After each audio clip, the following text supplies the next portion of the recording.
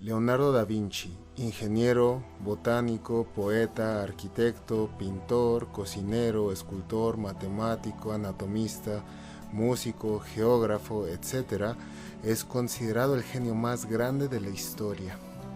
Tuvo grandes intuiciones mucho antes que sus postuladores reconocidos y dejó para la posteridad una enorme cantidad de ideas e inventos que pasan a nosotros a través de sus famosos códices y otros de sus testimonios escritos.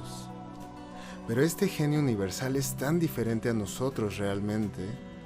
¿Fue acaso un individuo tan singular y excepcional que el siquiera pensar que podemos acercarnos remotamente a imitarlo podría parecer una herejía o un chiste?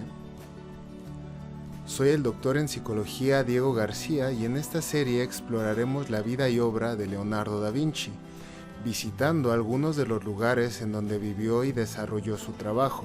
Particularmente nos detendremos en estudiar cómo pensaba y cuáles eran sus hábitos cotidianos, pues son estos los que podemos empezar a imitar e implementar en nuestra vida para despertar el genio que llevamos dentro. Porque actualmente el mundo necesita gente inteligente que ayude a resolver los graves problemas a los que nos enfrentamos. Y si continúas viendo este video te agradezco porque seguramente eres una de ellas.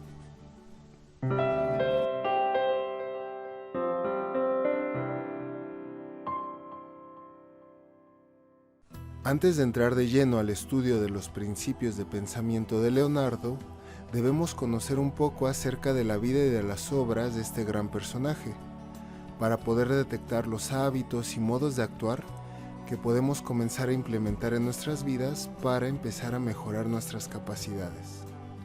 Pero también es muy importante desmitificar este personaje, que a fin de cuentas, como todos, cometió grandes errores y vivió fuertes fracasos en el camino de su vida. Y, como veremos, la forma en la que abordó y se recuperó de estos fracasos y frustraciones es crucial para entender su método y su pensamiento. Exploraremos cómo es que un pequeño que nace con tantas desventajas, pobre, ilegítimo, rechazado y con problemas en la escuela, fue capaz de convertirse en el ideal de la persona universal y en el genio más grande de la historia. Para ello, usaremos principalmente la cronología del libro de Walter Isaacson e imágenes de la novela gráfica de Dan Danko. Esta nos servirá además para fortalecer el conocimiento mediante imágenes y hacer este trabajo más claro y entendible. Leonardo nace en 1452, el 15 de abril, en Vinci, Italia, un poblado cerca de Florencia, hijo ilegítimo del notario Serpiero, con una campesina llamada Caterina. Según Roberto Mares, cuenta la leyenda que Caterina no era apta para amamantar al bebé, por lo que se vio obligada a solicitar leche de cabra para alimentarlo. En ese entonces, las cabras eran asociadas con el diablo, por lo que un niño amamantado con su leche hacía surgir la idea de que podría poseer algún tipo de poder demoníaco. La gran inteligencia que mostraba junto con el brillo de su mirada desde muy temprana edad confirmaba a los ojos de las personas que el niño tenía algún tipo de habilidad diabólica, y ello pudo haber promovido el que Leonardo prefiriera estar solo y dar largos paseos por la naturaleza por su cuenta. El hecho de que fuera preferentemente zurdo, en italiano sinistro, que se vuelve siniestro, no ayudó mucho a que el pequeño tuviera muchos amigos, pero le pudo haber obligado a encontrar en pequeños experimentos y observaciones un modo de entretenerse, y que serán la base para su posterior método de observación, pensamiento y análisis. Poco tiempo después, preocupado por el prestigio de su familia de notarios, el abuelo de Leonardo, Ser Antonio, arregla 2 matrimonios. El primero, el de su hijo, Ser Piero, con una mujer de mayor estatus social, y el segundo matrimonio, el de Caterina, con otro campesino, que también, por cierto, era repostero.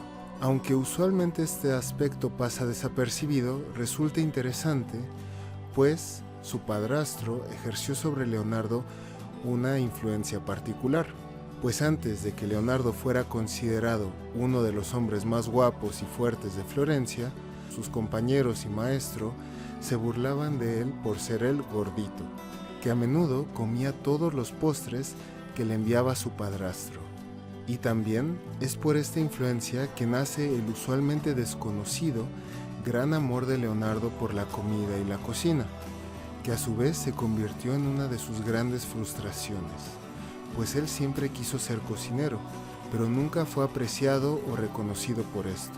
Su amor por la cocina lo llevó a crear varias invenciones y mecanismos destinados a automatizar los procesos culinarios, pero a menudo sus patrones, como veremos en futuros videos, tomaron estas ideas y lo obligaron a distorsionarlas para crear armas de guerra.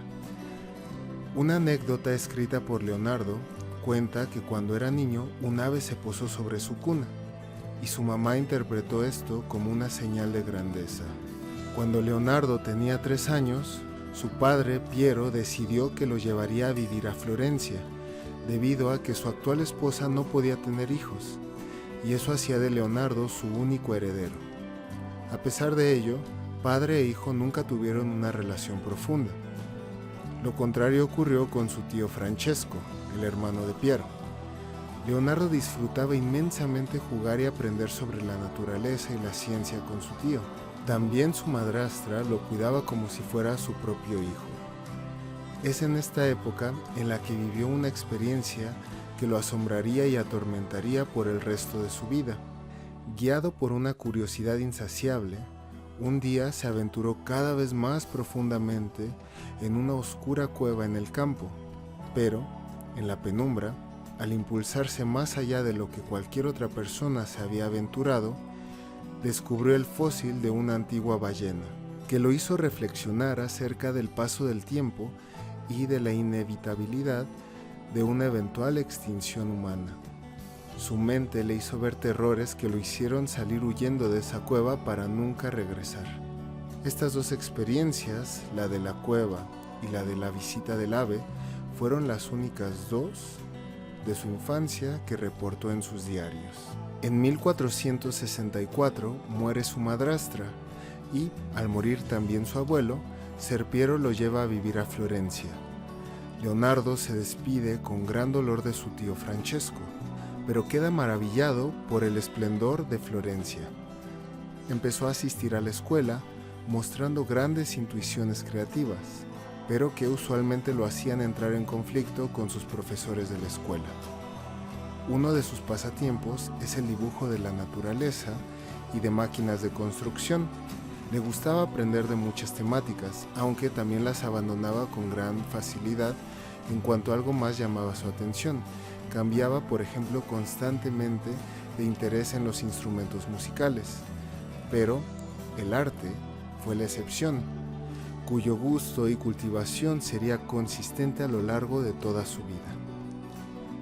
Durante estos años se le encomienda hacer un escudo de armas para una familia. Leonardo dibuja una imagen tan monstruosa que asusta a todos los que la ven, pues combinó a varios animales para formar a la criatura. Este es uno de los primeros ejemplos del principio de pensamiento, connessione, que veremos en futuros videos. Su padre reconoce el talento del joven y lleva el escudo de armas al estudio de uno de los artistas florentinos más famosos del momento, Andrea del Verrocchio. En 1468 se vuelve aprendiz del maestro Verrocchio, en donde, por cierto, le apodaban, como les comenté, el gordito. Es aquí en donde aprende a dominar las técnicas de escultura, pintura, elaboración de pinceles, creación de pinturas, metalurgia, carpintería, modelado, etc. También aquí trabaja y aprende junto con otros artistas famosos, como Sandro Botticelli y Pietro Perugino. Para pagar sus gastos iniciará junto con Botticelli un pequeño restaurante, que resultará un gran fracaso por el rechazo a las ideas innovadoras en cuanto a producción, sabor y estética que tenía Leonardo con respecto a la todavía cocina típica de la Edad Media, que era básicamente un grotesco estofado de carne.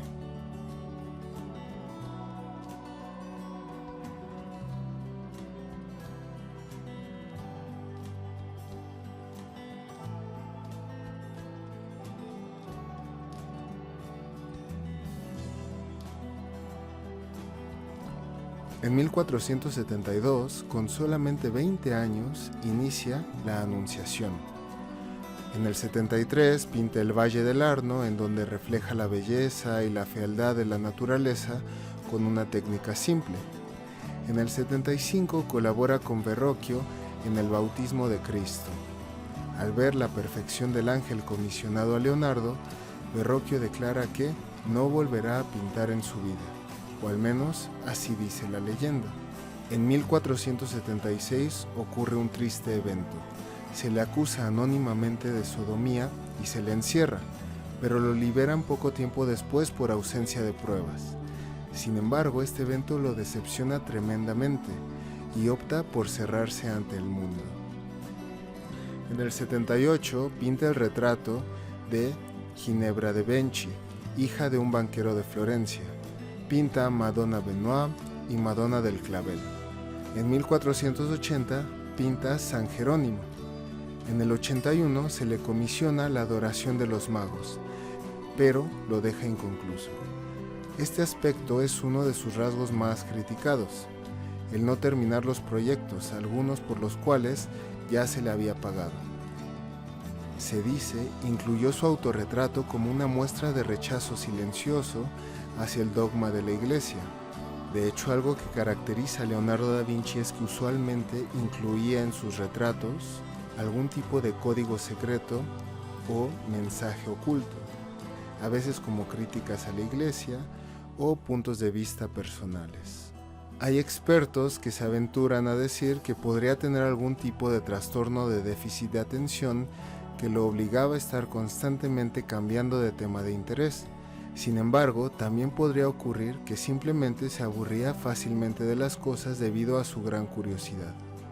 En este punto, y gozando ya de cierta fama, trabajando para Lorenzo de Medici, regente de Florencia, este lo comisiona para viajar como embajador de paz a la ciudad de Milán, ante el terrorífico duque Ludovico Sforza, quien, se decía, había envenenado a su propio hermano para ganar el poder. Para lograr una audiencia con el duque, Leonardo tenía que ganar un concurso de música y presentar un regalo valioso a Ludovico. Si esta entrevista con el duque fallaba, Florencia y Milán podrían entrar en guerra.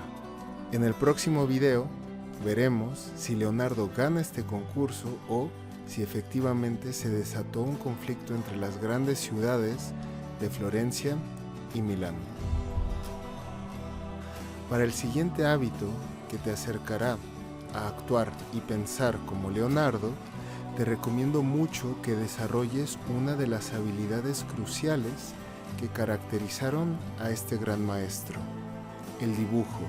Se dice que Leonardo dibujaba bien porque sabía mucho acerca de lo que dibujaba, pero también se puede decir que sabía mucho de lo que estudiaba precisamente porque lo dibujaba.